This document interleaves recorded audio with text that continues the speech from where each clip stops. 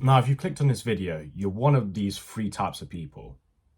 The first one, you probably just started your self-improvement journey. You don't even know what it really is. You're just getting into it a little bit. Second, you know what self-improvement is. You've been on it for a while now. You're doing some of the stuff there and then. Or the third one, you've been on it for a while. You're doing all the stuff, dopamine detox, going to the gym, no fat. But if I had to say one thing to all of the three types, I would tell them to meditate. And here's why. If you're not meditating, you're missing out on 80% of the possible improvement you could be getting. 80%. With meditation, I genuinely believe that if people just meditated, it would solve many of their life problems. If they just did it for 10 minutes a day, 5 minutes a day, 3 minutes a day. When I was 16 starting off, I was just like you.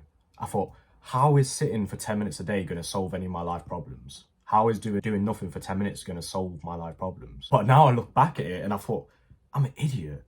It was the best life-changing thing I could have possibly done. So don't procrastinate and not do it for such a long time. Just do it, because it will change your life. And I give you my word on that. Now, I know my word don't mean anything to you guys because you don't know me, which is understandable. Why would you trust me?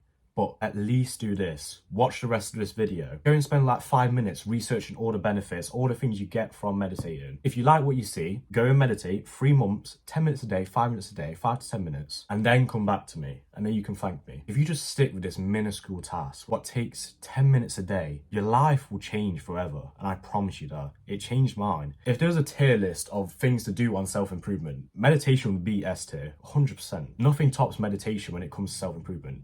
I could even argue the gym, but gym's up there with meditation. Now let's go on to the benefits. Now I got 3 major benefits when it came to meditating, and it took me a while to actually choose these 3 benefits because they're all S tier benefits, and honestly there's too many benefits to list, but these are the 3 major ones I chose. And I feel like these 3 major benefits will motivate you the most to actually start your own meditations. The first major benefit I got from meditation, which is actually crazy, it's like a superpower at this point, is the powerful focus I got just from meditating. Now let me ask you a question. Have you ever tried to like read a book and you're sitting there staring at the pages and you have to read the lines over and over again, and it's not processing in your brain, and you have to sit there and read the sentence 7 times till you finally understand what you was actually reading? My friend, meditation fixes this problem. It's almost as if it rewires your brain. It takes it back to that time when you was a person who wasn't so indulged in this dopamine overload where you could actually focus years ago. It's like it takes you back to that time so you can focus again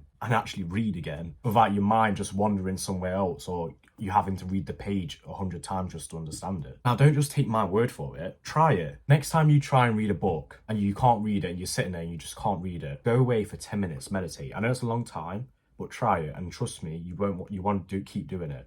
Go meditate, sit down 10 minutes, download the app Medito. It's a great app to start off when you're meditating. After your meditation, go and read the book and you will see the power you get from just meditating. It's honestly a superpower, I genuinely mean that. And it's no wonder why all these monks do it for like hours upon hours. It's because they're charging up their superpower. They understand the power of meditation. Now this next benefit, I like to call smelling the roses. Now let me ask you another question. When was the last time you stopped, whether it was in the street or your college or your work or anywhere you go, you stopped, you embraced the smells, you looked around, you saw the details and everything? When was the last time you looked around at life and said, wow, life really is beautiful? Probably when you was a kid, right? And it was mostly likely when you were somewhere like at the fair. When we was kids and we would go to the fair, we would look around, we'd see the blinding lights, like the explosion of colours, that nostalgic fair smell of the burger stands and the hot dog stands, screams echoing from above, from people on rides. Like, we were so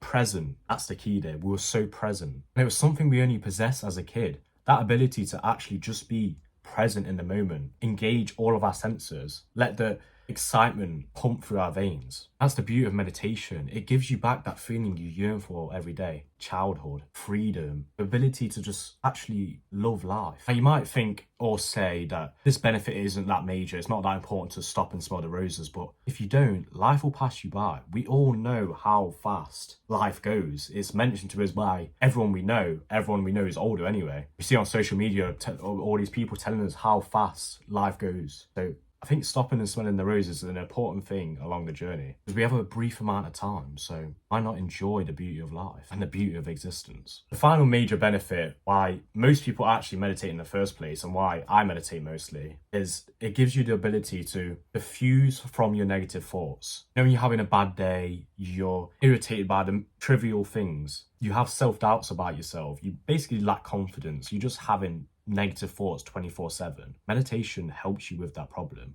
Now, the misconception is that people think that meditation will get rid of this problem, but it doesn't get rid of the problem. It just narrows it extremely low. Like the thoughts will still be there, but you're able to diffuse from the thoughts. It's almost like meditation is a wall, and this wall doesn't allow the negative thoughts to get onto the other side and impact what you actually do in real life. If the other side was what you do in real life and how you react to things, meditation is the wall that stops it from affecting your life. It allows you to sit back, evaluate what you're actually thinking, what you're feeling, and karate chop these negative thoughts in the throat.